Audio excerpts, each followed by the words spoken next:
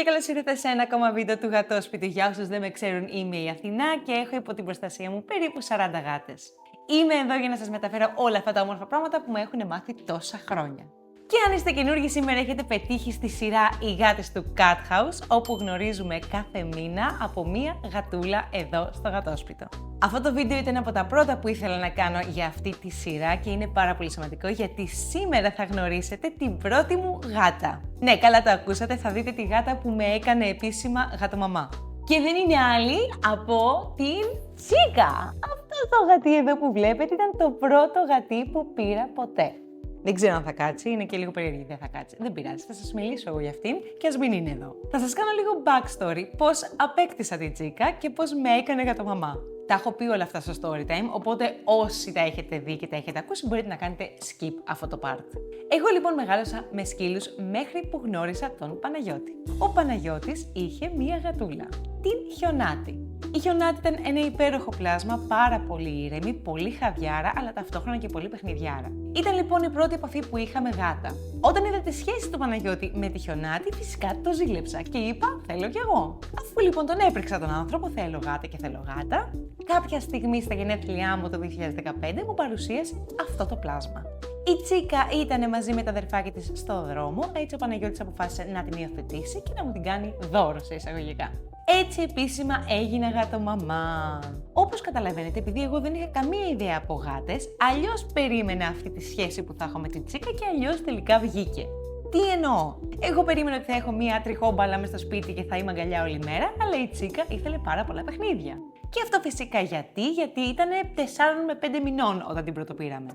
Έτσι λοιπόν ξεκίνησα να κάνω λάθη μαζί της. Το πρώτο και κυριότερο λάθος, καλά το μαντέψατε, το έχω πει και στο προηγούμενο βίντεο, ήταν ότι άρχισα να παίζω μαζί της με τα χέρια μου. Τα χέρια μου λοιπόν έγιναν το αγαπημένο της παιχνίδι. Εκτός από τα χέρια μου, το γατί έπαιρνε φόρα από την άλλη άκρη του δωματίου και μου έκανε επιθέσεις στη μούρη. Και όλα αυτά γιατί εγώ δεν ήξερα πώς να παίζω σωστά μαζί της. Κάποια στιγμή κατάφερα να της μετατοπίσω το ενδιαφέρον από τα χέρια μου σε σακούλες και της άρεσε πάρα πολύ να παίζουμε fetch, δηλαδή να πετάω τη σακούλα και να μου τη φέρνει.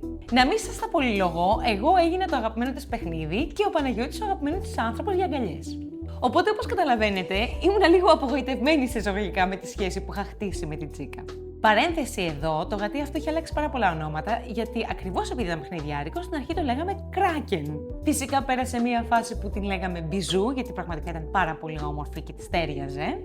Αλλά τελικά μας κόλλησε το Τσίκα. Και γιατί μας κόλλησε το Τσίκα? Γιατί με το τσι που της λέγαμε, αυτή άκουγε. Με οτιδήποτε άλλο δεν άκουγε. Και εγώ για κάποιο λόγο ήθελα το γατί όταν ακούει το όνομά του να γυρνάει, να με κοιτάει ή να έρχεται πάνω μου. Πράγμα το οποίο δεν έγινε ποτέ με την Τσίκα, αλλά εν πάση περιπτώσει δεν το σχολιάζω. Ο χαρακτήρας της τώρα. Η Τσίκα ήταν πάντα πάρα πολύ περίεργη με τα χάδια. Της άρεσαν πολύ τα χάδια στο κεφάλι και λιγότερο στο σώμα. Η Τσίκα φοβάται τις μετακινήσεις. Γενικότερα, όποτε προσπαθούσαμε να την βάλουμε σε κλουβάκι μεταφοράς, να μπει στο αμάξι, δεν πήγαινε πολύ καλά αυτό. Όσο μεγαλώνει, της αρέσουν περισσότερο τα χάδια και έρχεται περισσότερο αγκαλιά. Παλιότερα δεν ήταν έτσι, δεν καθόταν ποτέ πάνω μου. Της αρέσει πάρα πολύ το φαΐ, όπως αρέσει σε όλες τις γάτες. Της αρέσει πάρα πολύ όταν ο Παναγιώτης παίζει πιάνο και σπάνια τον αφήνει να παίξει. Συνήθως έρχεται και κάθεται πάνω του ή πάνω στο πιάνο. Το παράδοξο είναι ότι με όλα τα άλλα γατιά τα πάει τέλεια. Η πρώτη της επαφή με άλλο ζωντανό πέρα από εμάς ήταν με την Πενούλα, τη σκυλίτσα που είχαμε. Με την Πέννη τα πήγαιναν πάρα πολύ καλά. Παίζανε μαζί, κοιμόντουσαν μαζί, γενικότερα κάνανε πάρα πολύ παρέα. Η πρώτη της επαφή με άλλη γάτα ήταν η Λούνα, όταν σώσαμε τη Λούνα από την Τζιά. Αυτή είναι μια ξεχωριστή ιστορία, τη Λούνα δεν την έχουμε δυστυχώς μαζί μας πια, αλλά ωστόσο ήταν η πρώτη φιλενάδα της Τσίκας. Τα πήγαινε τόσο καλά που όταν η Λούνα έμεινε έγκυος και γέννησε, της μεγάλωνε τα γατάκια. Γενικότερα ήταν πάρα πολύ κοινωνική η Τσίκα, παρά που μεγάλωσε μόνη της και τα πήγαινε καλά με όλα τα γατιά. Πράγμα που μας έκανε πραγματικά εντύπωση.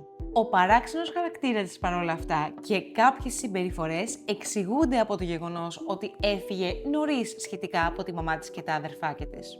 Το ότι ήταν κοινωνική ήταν κάτι που αντέκρουε αυτή τη συνθήκη. Επίσης η Τσίκα ήταν η πρώτη γάτα που δοκίμασα να πάω βόλτα με λουρί και παιδιά το δεχόταν. Θυμάμαι στον κορονοϊό που λέγανε και καλά ότι πρέπει να στείλουμε μήνυμα για να πάμε βόλτα το σκύλο. Εγώ είχα βάλει το λουρί στην Τσίκα και την είχα πάει βόλτα και είχα στείλει μήνυμα ότι πάω πάλι το σκύλο μου. Ήταν μια περίεργη περίοδος τέλος πάντων. Τώρα, επειδή δεν ήμουν πάρα πολύ ενημερωμένη παλιότερα όσον αφορά στις στηρώσεις, η Τσίκα άργησε να στηρωθεί.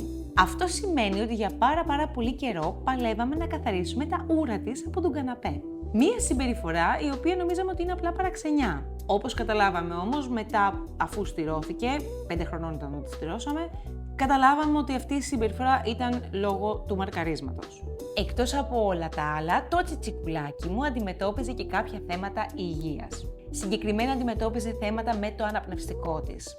Μία μέρα τη βρήκε ο Παναγιώτης σε αθλία κατάσταση, δεν μπορούσε να αναπνεύσει, ήταν ημιλιπόθυμη, να το πω. Και φυσικά ήταν βράδυ, ήταν αργία, ήταν Σαββατοκύριακο, δεν θυμάμαι ακριβώς τι ήτανε.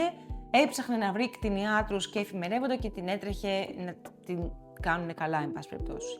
Ήταν κάποια ίωση η οποία την είχε χτυπήσει στο αναπνευστικό. Ευτυχώς βρήκε έναν άνθρωπο, έναν κτηνίατρο και της έκανε ένεση αντιβιωτική και την προλάβανε στο τσακ. Ακόμα αντιμετωπίζει κάποια θέματα με το αναπνευστικό της, έχει δηλαδή, αν την ακούσετε, κάποια προβλήματα στο πώς αναπνέει. Αυτό έχει να κάνει κυρίως από ιώσεις. Βέβαια, δεν μας έχει παρουσιάσει κάποιο άλλο σοβαρό πρόβλημα. Που και που, όταν τη βλέπουμε ότι λίγο έχει μιξούλες ή ζορίζεται, της δίνουμε Znithromax. Γενικότερα, η Τσίκα ήταν ένα πάρα πολύ μεγάλο σχολείο για μένα. Ήταν η πρώτη μου επαφή με τις γάτες.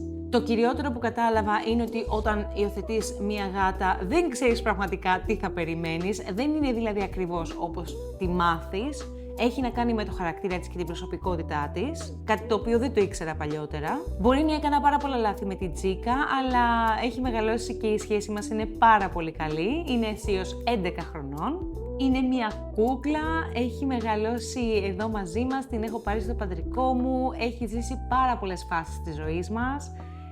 Έχει γνωρίσει πάρα πολλά γατιά εδώ από το γατόσπιτο, βασικά τα έχει γνωρίσει σχεδόν όλα. Με τον Μπούμπι κάνανε πάρα πολύ καλή παρέα, ο οποίος είναι μια άλλη κατηγορία, πρέπει να τον κάνω ένα ξεχωριστό βίντεο όπως και να έχει. Και γενικότερα νομίζω ότι της χρωστάω πάρα πολλά, της χρωστάω αυτό που είμαι, της χρωστάω το ότι άρχισα να αγαπάω και να καταλαβαίνω τις γάτες περισσότερο. Και φυσικά χρωστάω και στον Παναγιώτη που μου την έκανε δώρο. Λόγω της Τσίκας κατάλαβα ότι η σχέση μας με τις γάτες μπορεί πολλές φορές να είναι πολύ πιο δυνατή από τη σχέση μας με ένα σκύλο.